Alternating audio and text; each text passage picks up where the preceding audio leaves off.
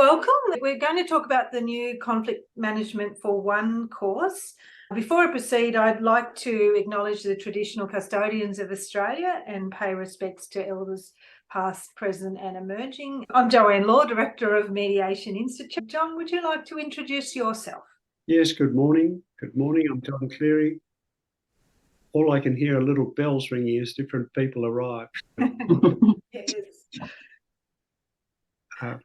John, if you'd like to maybe just share a little bit about why you developed Conflict Management for One. Yes, I've been a mediator since 1996. I've been around for 24 years, 7 years. So in that time, I think many of us have seen a lot of changes in the mediation industry, so as to speak.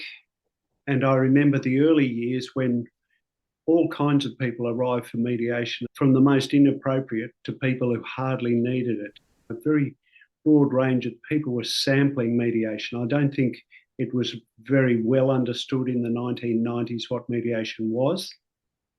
And looking back, I think we endeavoured to mediate with a whole lot of people who these days would say were not appropriate for mediation, which brings us to a bend in the river, really, because if we weren't much good at mediating with such kind of crazy folk and violent people and all comers, because we were so grateful to just get the experience of being mediators, maybe now the reaction is different and there are so many filters and so many good reasons why people shouldn't, at least at this time, meet and mediate, that you're really casting around for a solution. What do you do with those people?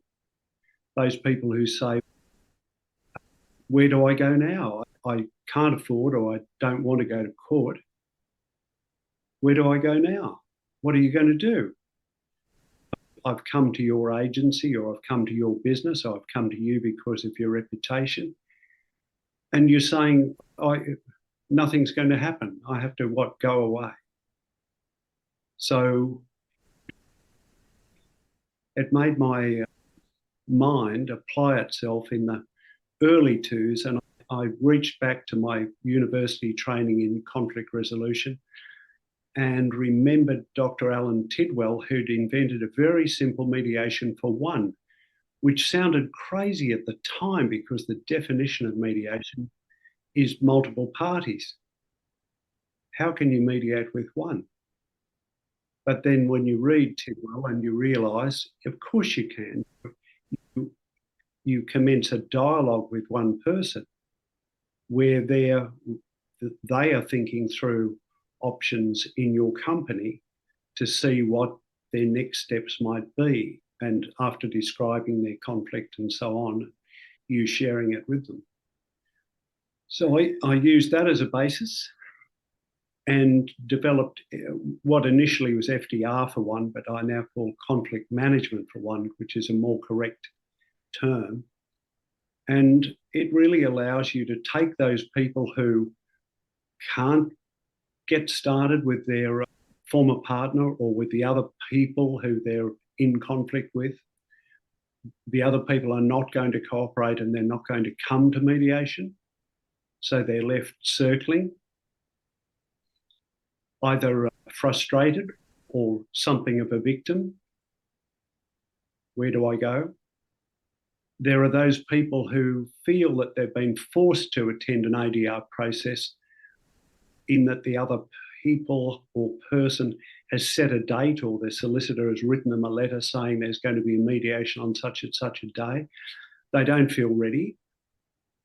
They don't feel able. They don't know how to behave in mediation. They want some kind of coaching. They want some more information before they feel confident to accept and participate. And then there's those people who've been in a mediation, not with you guys, hopefully, but they've had a terrible time. They've felt not heard, not understood. They believe that the mediator may have been partial. They believe that they've been misunderstood. And the agreements, if any agreements were made, no longer hold or they're dissatisfied. They're unhappy about it. So those kind of people can be offered something if you learn conflict management for one. Then you can easily add to your array of skills and offer conflict management for one as an option, which I think is a kind thing because at least you've offered something. And I've heard, and maybe you've heard, mediators more or less saying too bad, too sad. We can't do anything more for you. It's not our fault. It's really a lost opportunity in a very big way. So now with conflict management for one, you can do something.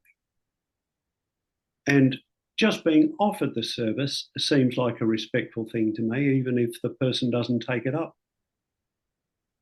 But they generally do, because the idea of a professional like yourselves engaging them in a conversation for between 90 minutes and 2 hours is pretty unusual.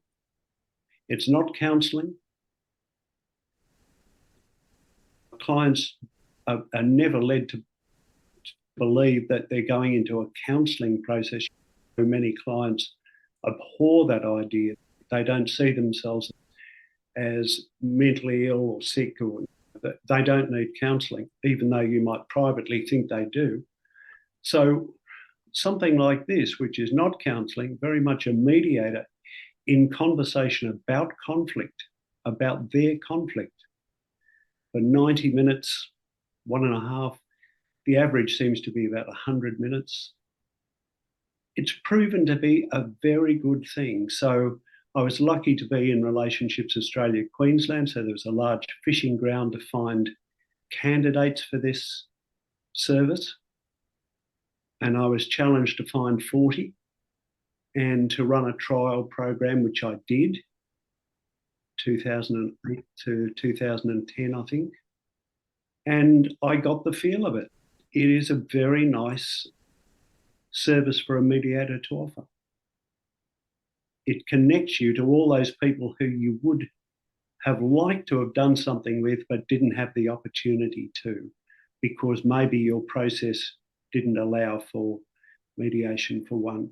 Maybe you've done it informally, and it's worth doing this course to see what else can I do compared to what my own instincts were with these people. Excellent. What have I done? I've gone in the wrong direction. Sorry, everyone. So just a little bit about who the course is for. We do have prerequisites and also so John would love extraordinarily experienced mediators, but experienced mediators is okay as a base. Is that right, John? It is, because if you're a brand new mediator, it's probably unfair to ask you to go into what can be quite an intense or dense conversation with a conflicted person for such a period of time. Maybe it sounds patronising, but I'd let beginner mediators at least try mediation for 2 first, because the role is so different. You're running a process, as you know. Mm-hmm. And if you're an absolute beginner, you cling to your laminated card or to your notes, and you go from step 1 to step 2 to step 3, however many steps there are there in your facilitative process, presuming that you're facilitative mediators. Are you all facilitative mediators? I know I am, but I guess if you're a settlement mediator, your laminated card would be just a different version of events. So there's a lot more structure. I think that's what I'm getting at. So if you've got some experience under your belt and you're used to dealing with conflicted people and you're used to using mediation skills, then you've got a better chance of being of use to people in conflict management for one, I think. Yep. And it's a process that can be used within services, referred across to another practitioner within the service, and this is family dispute resolution and any other type of mediation, but also in private practices. But you wouldn't be doing both mediation and conflict management for one with the same clients. You wouldn't.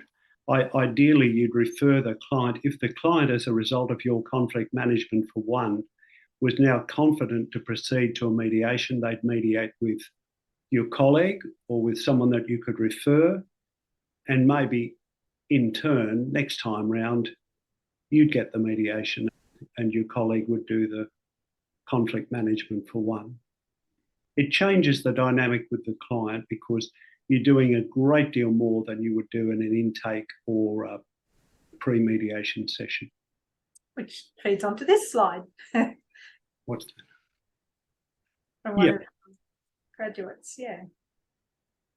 I'm sure everyone would like to do more in that introductory session, but there's so much to do of a clerical kind, an administrative kind, a risk assessment. It's unlikely you're going to have any time much to speak to the client about other things. Am I right? Or maybe you have endless time in the intake, but my experience is it's very time limited, 60 minutes or 90 minutes. Yeah, definitely.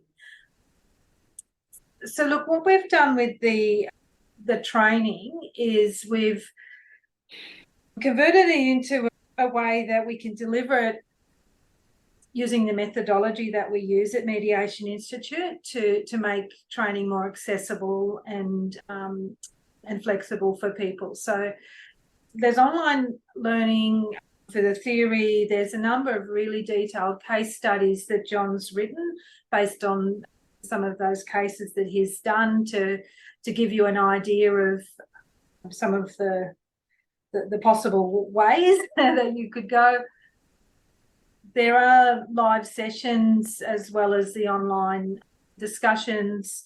So the course officially starts on the 25th of May with a training session, and then we'll be organising some practice sessions where you'll be able to do some practice role plays. It's not assessing that we'll be doing, it's reflective practice and the opportunity to work through some typical scenarios with other learners, and we'll see whether we can engage some of the more when we get to that session or those sessions. The ideal is that if you're new to this, that you have someone more experienced that acts as the facilitator first, and then you have a chance at the next time. But we'll be coordinating that with those that sign up. And then we'll be doing monthly reflective practice sessions so that you're able to come back regularly and re-engage with the people that you've been learning with and with John and me to, I guess, keep refining your understanding of the various ways that you can work with clients through this model. And I guess one of the things with the process is it has a structure, but it, as John alluded to before, it doesn't have a paint by number, step by step, because you're being really responsive to the client's interests and needs. Would that be a fair statement, John? Yeah. It's actually, I can reassure everyone, the number of people, and it must be more than a couple of hundred by now. I know I kept figures after 100, up to 100. So it would be somewhere between the high hundreds and low 200s of these sessions. The number of people who've walked out, none. The number of people who've complained that was a waste of time, waste of money, waste of our time, that traditional complaint, none. People really love it. They have the undivided attention of you, talking about conflict in an informed way, about their conflict.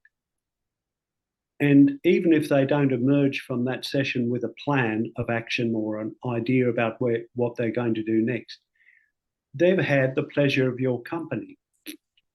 And I reckon that's worth something. Most people seem to agree that the undivided attention of a mediator is a good thing, because it's not a judgmental process. It's not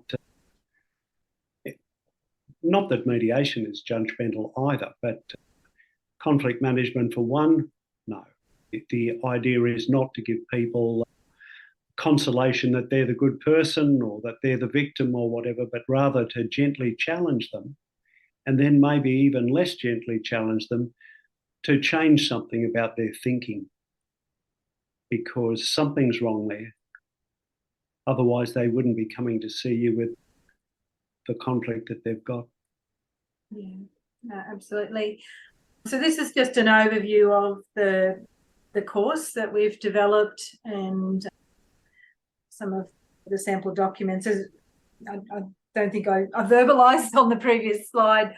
We'll be issuing a certificate of completion, which will allow you to indicate that you are trained in conflict management for one once you've done one of those practical sessions, and then you're able to continue coming back in those reflective practice professional conversations. It looks very bare, Joanne, but it's much better upholstered than that. It is. Yes, it's not a page each. No, definitely not a page each. So there's a number of different conflict theories that you'll be able to either brush up on or learn. There's a lot of theory in it. Your original training. I realise that a lot of mediators, a lot of our colleagues, didn't touch on much theory in their coursework to become mediators, which is a great shame, really, because it leaves you without quite a powerful skill or set of skills. So there's certainly plenty of theory discussion, module 3 of the training. Absolutely. Oh, goodness me, I seem to be hitting the wrong button on this presentation and going back to the start.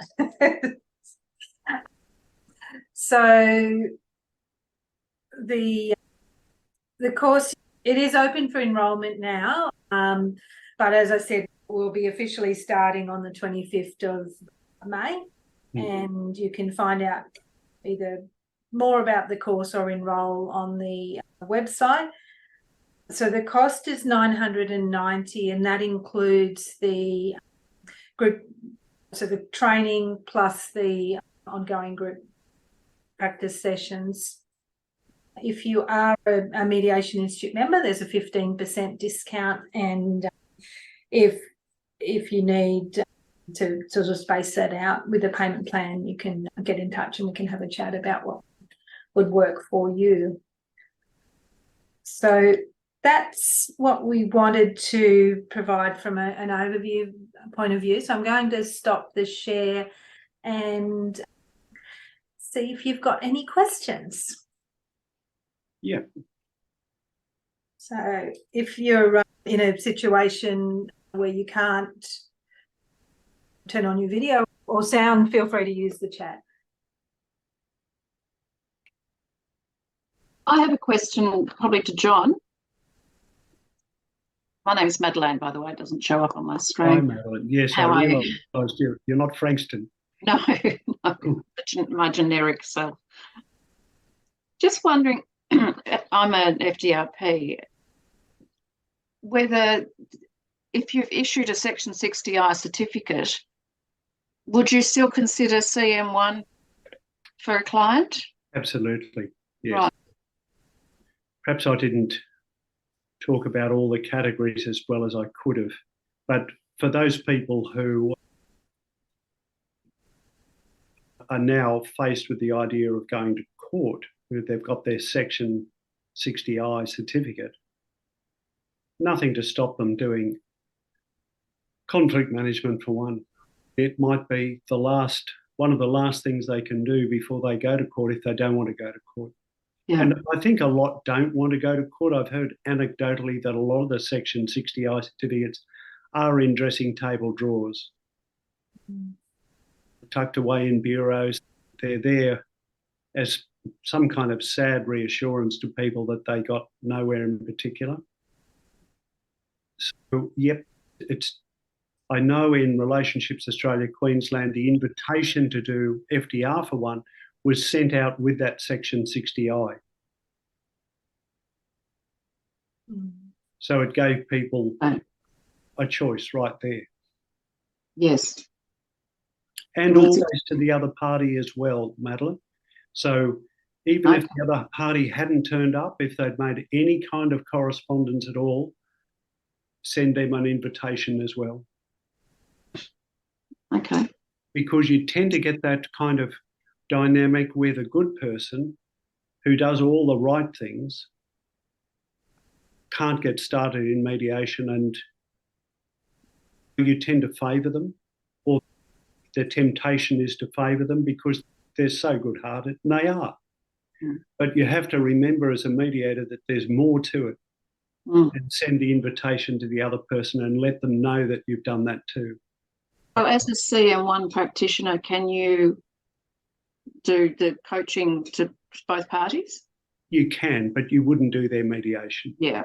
Okay. All right. Thanks, John. That's good. Yeah. And Michelle? Yeah, so what I'm hearing is I'm a certified mediator, and I must admit I am finding it really hard to get my first one, get some traction. It's not an easy thing to get into.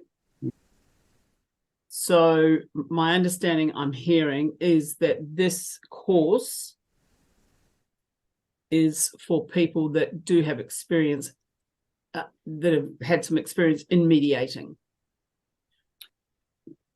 It would be preferable, because I wouldn't like to see you in a situation where you felt that you didn't have the skills to handle a conflicted person. They're often not very attractive, but they're not at their best. I understand that. What about if someone in their professional life or in their work life, the current work life, deals with sort of conflict in an HR position? Would you say that they would possibly have the skills to do it around compliance? Yes, I think if you weren't really caught out by the fact that someone who appears to be just like all of us, but it actually then reveals that there's a considerable amount going on. If that didn't kind of catch you off guard because you were used to dealing with conflicted people, then I think you could use the contents of this course to offer them a number of different options, engage with them, and then go with it and see where it leads. The content of the course would give you quite enough to be going on with a client. Is that an answer that's sufficient? Yeah. All I'm hearing a yes with your past experience or your experience in dealing with challenging people and situations, and which is about conversations. Yes. Yeah, coupled with an understanding of mediation so that you're able to describe to people what should happen or could happen in mediation and that sort of thing. It's a little bit like our family group conference facilitator course. There's no formal prerequisites, but we try not to have people that are coming that have never worked with conflicted families to do the training, because you need to have some base. And not only families, Joanna, small workplace, schools, strata. One of the case studies in the course is strata. Yeah. I'm sorry, I was referring to a different context, but yeah, the same thing with conflict management. For one, you need to have some experience working with conflicted people, even if it is in a specialist area. So yeah, good depth in workplace in a HR role should give you a base. Yes.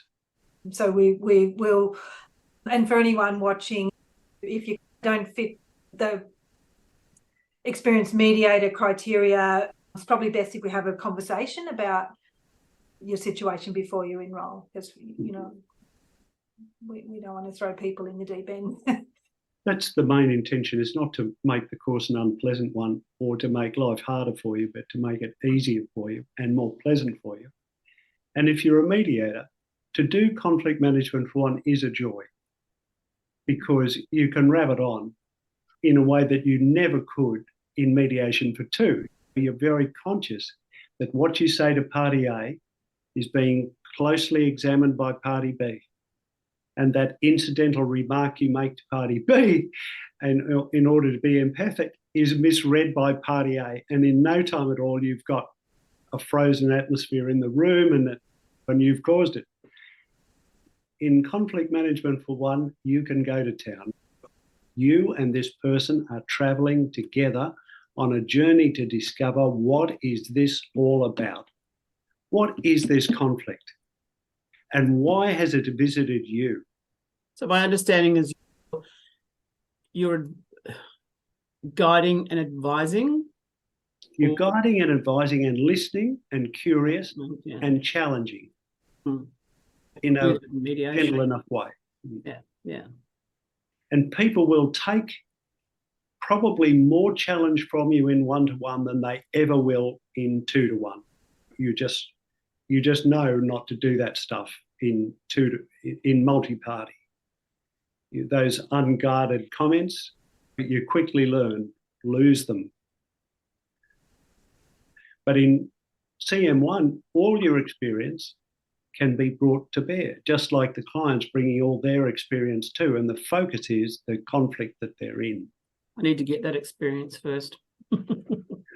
Fortunately, you've had experience, as you say, in HR, dealing with conflicts of all kinds.